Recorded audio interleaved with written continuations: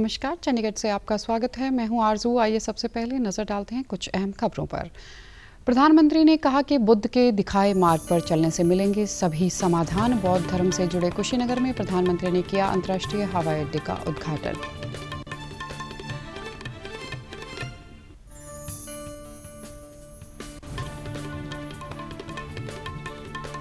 चंडीगढ़ नगर निगम के वार्ड की आरक्षित नगर निगम चुनाव प्रक्रिया इस वर्ष 31 दिसंबर से पहले होगी पूरी। और भगवान वाल्मीकि का प्रकाश उत्सव आज मनाया जा रहा है धार्मिक श्रद्धा और उल्लास से। अब समाचार विस्तार से। प्रधानमंत्री ने आज उत्तर प्रदेश में कुशीनगर अंतर्राष्ट्रीय हवाई अड्डे का उद्घाटन करते हुए कहा कि पवित्र कुशीनगर अब दुनिया से जुड़ गया है।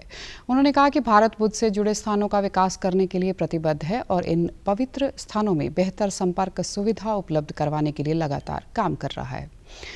यह हवाई अड्डा दुनिया भर के पवित्र बौद्ध तीर्थ स्थलों को जोड़ने का प्रयास है। इस हवाई अड्डे से उत्तर प्रदेश और बिहार के नज़दीकी जिले जुड़ेंगे और निवेश तथा रोजगार के अवसरों को बढ़ावा देने में यह महत्वपूर्ण कदम साबित होगा।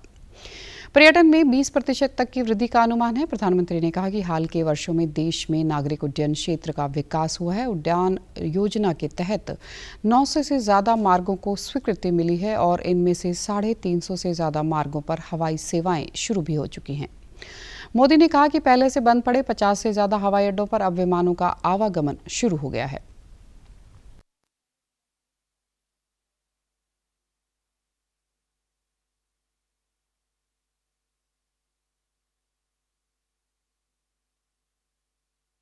भारत में हो रहे इन निरंतर रिफॉर्म्स का ही परिणाम है कि भारतीय सिविल एविएशन सेक्टर में 1000 नए विमान जुड़ने का अनुमान लगाया गया है।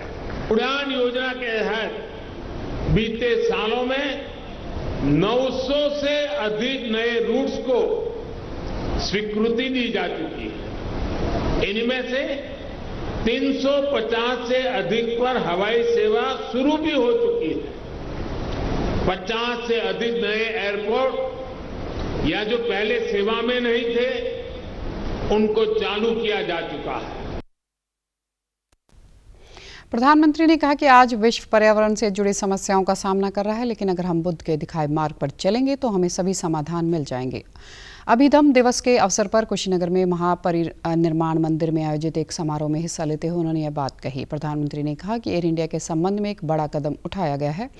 इससे नागरिक उड्डयन क्षेत्र में नई जान आ जाएगी। प्रधानमंत्री ने कहा कि हाल ही में गतिशक्ति राष्ट्रीय मास्टर प्लान की शुरुआत की गई है। इससे विभिन्न बुनियादी ढांचा विकास क्षेत्र जैसे सड़क और रेल बेहतर समन्वय के साथ कर सकेंगे।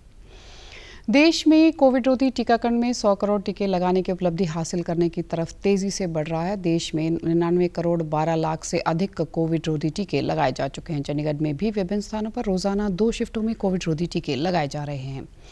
औसतन रोजाना 4000 के करीब टीके लगाए जाते हैं। कल 3798 टीके लगाए गए। टीका लगवाने वालों ने टीके को बहुत लाभकारी बताया है। लोगों का कहना है कि अधिक से अधिक लोगों को टीके लगने से बीमारी पर नियंत्रण हो रहा है और नए मामलों में कमी आ रही है।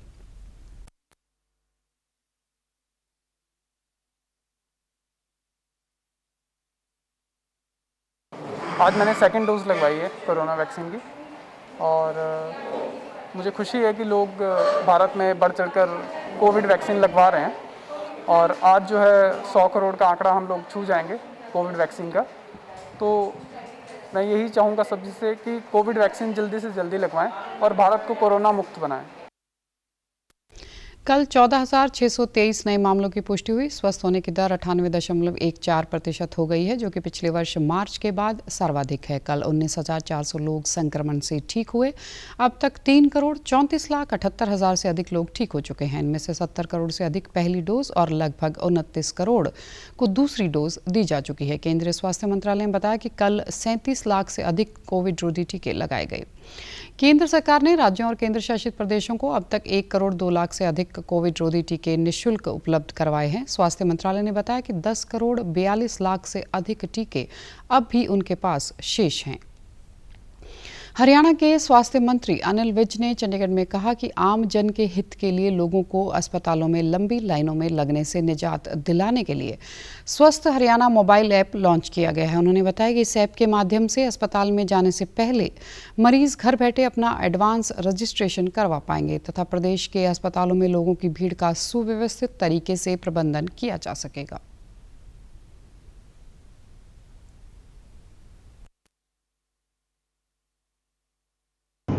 हमने स्वस्थ हरियाणा नाम से एक ऐप जारी की है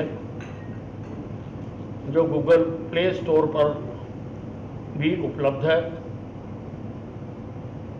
इसको अपने मोबाइल पर उतार कर कोई भी व्यक्ति, कोई भी मरीज जो हमारे किसी भी अस्पताल में जाना चाहता है वो घर बैठे अपनी रजिस्ट्रेशन करवा सकता है।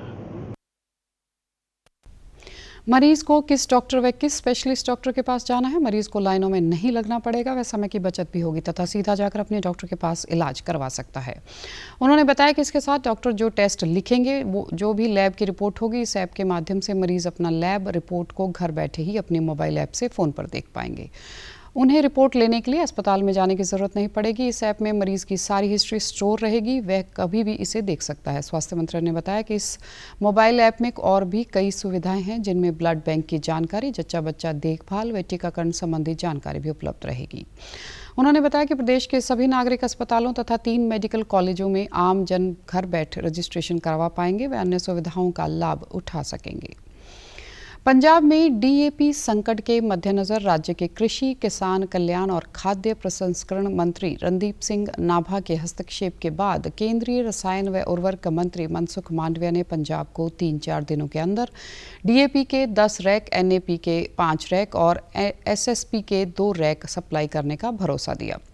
पंजाब की मांग को ध्यान में रखते हुए केंद्रीय मंत्री ने आने वाले महीनों नवंबर और दिसंबर में पंजाब को यूरिया की उचित सप्लाई देने का भरोसा भी दिया। मांडविया के साथ उनके कार्यालय में मुलाकात करते हुए कृषि मंत्री ने केंद्रीय मंत्री को बताया कि रबी फसलों के लिए कुल 5.5 लाख मीट्रिक टन डीएपी की ज़रूरत है, जिनमें से अक्टूबर और नवंबर में गेहूं की फसल की समय से बुआई के लिए 4,80,000 मीट्रिक टन डीएपी की ज़रूरत होती है, जिससे गेहूं की अधिक से अधिक पैदावार को यकीनी बनाया जा सके।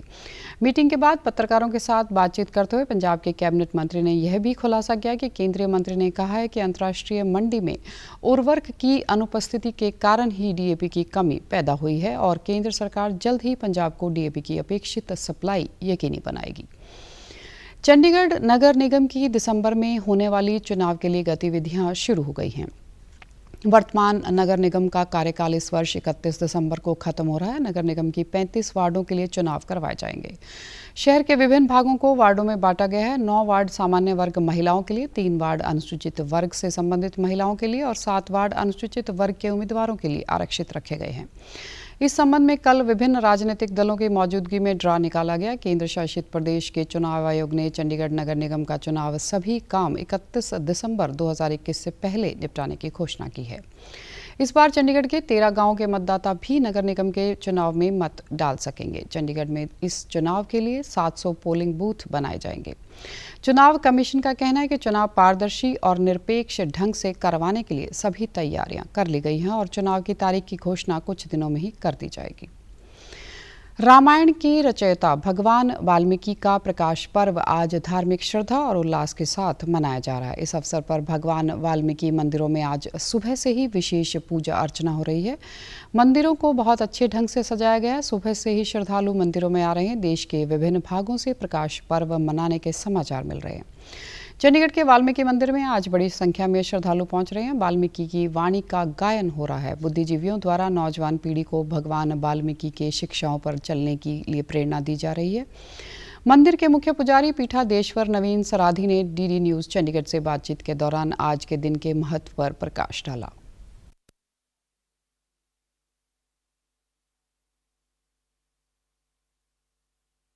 महाराज जी ने जो रामायण में हमें मूलभूत ज्ञान देने की कोशिश की वो ये है कि हमें इंसानियत के ऊपर चलना चाहिए, मानवता के ऊपर चलना चाहिए, मानवता के उत्थान के लिए कार्य करना चाहिए। जैसे कि महाराज जी ने, आपने देखा है कि रावण रूपी अधर्म का नाश करवाया धर्म रूपी राम जी से। प्रधानमंत्री नरेंद्र मोदी ने इस अवसर पर लोगों को बधाई दी है। एक ट्वीट में प्रधानमंत्री ने देश के समृद्ध अतीत और गरिमापूर्ण संस्कृति में महर्षि वाल्मीकि के महत्वपूर्ण योगदान की याद दिलाई। मोदी ने कहा कि सामाजिक सशक्तिकरण का उनका संदेश लोगों को निरंतर प्रेरित करता रहेगा। हरियाणा के मुख्यमंत्री मनोहर लाल ने भी वाल्मीकि जयंती पर सभी देशवासियों को शुभकामनाएं दी हैं। उन्होंने कहा कि वाल्मीकि जी के आदर्श विचार सदैव समाज को प्रेरित करते रहेंगे। मुख्यमंत्री और प्रदेश के मंत्रियों द्वारा भगवान वाल्मीकि को पुष्प अर्पित किए गए। पंजाब में भगवान वाल्मीकि तीर्थ स्थल अमृतसर पर आज राज्य स्तरीय कार्यक्रम हुआ। इस कार्यक्रम में मुख्यमंत्री चरणजीत सिंह चन्नी और मंत्रिमंडल के सदस्य शामिल हुए और भगवान जी को श्रद्धा सुमन अर्पित किए। अब खबरें फटाफट। आज मनाया जा रहा है अंतर्राष्ट्रीय शेफ दिवस। इस अवसर पर आज डॉक्टर अंबेडकर होटल प्रबंधन खान पान व्यवस्था एवं पोषाहार संस्थान चंडीगढ़ में 2023 में मनाए जाने वाले अंतर्राष्ट्रीय अनाज वर्ष के संबंध में करवाया गया कार्यक्रम। पंजाब राज्य में खरीद के 17वें दिन 4,40,371 मीट्रिक टन धान की हुई खरीद। कोरोना वायरस का खतरा अभी टला नहीं है, इसलिए सभी से निवेदन है बाहर जाने के समय मास्क जरूर पहनें, सामाजिक दूरी बनाए रखें, बार बार अपने हाथ साबुन से धोएं और सैनिटाइजर का इस्तेमाल करें। वैश्विक महामारी कोविड-19 जिसका कहर संपूर्ण मानव जाति को अपनी आगोश में ले चुका है। कोरोना संक्रमण से बचाव के लिए मास्क पहनने के साथ ही जरूरी है मास्क को सही तरीके से पहनना। बहुत से लोग मास्क से नाक और मुंह को सही तरीके से नहीं ढकते हैं, जिससे संक्रमण का खतरा बना रहता है। बिना मास्क या फेस कवर के घर से बाहर निकलने की अभी कल्पना करना भी सही नहीं है। Mask up India.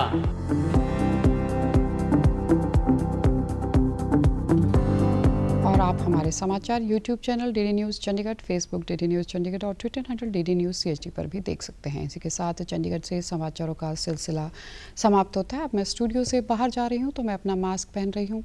आप भी घर से बाहर जाएं तो मास्क ज़रूर पहनें। नमस्कार।